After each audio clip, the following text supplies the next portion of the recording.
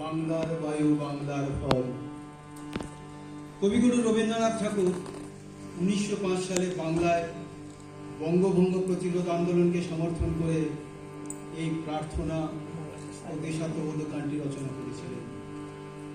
বঙ্গভঙ্গের প্রতিবাদ করে হিন্দু ও মুসলিম বাঙালিদের পুনর্মিলন করতে 1905 সালের 16ই অক্টোবর কবিগুরু রাখি বন্ধন উৎসব শুরু করেছিলেন এবং সেই দিন এই গানটি ছিল আন্দোলনের মূল মন্ত্র।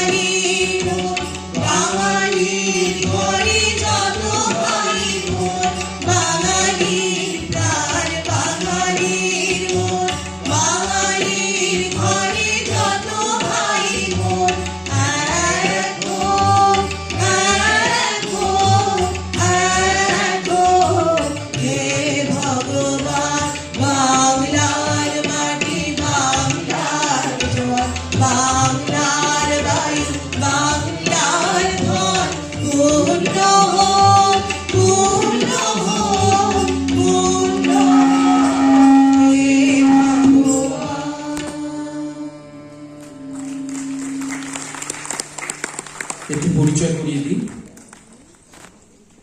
প্রথমে যিনি ভাষ্য পাঠ করলেন শ্রী প্রবীর কুমার ঘোষ, গানে ছিলেন অশোকা ঘোষ, ছন্দা চ্যাটার্জি, স্মিতা মুখার্জি, হাততালি চলতে থাকুক, পৌলমী গুপ্ত, জয়িতা চ্যাটার্জি, শুভ্রা চ্যাটার্জি, প্রবীর কুমার ঘোষ, জয় চ্যাটার্জি এবং জয়দীপ চ্যাটার্জি।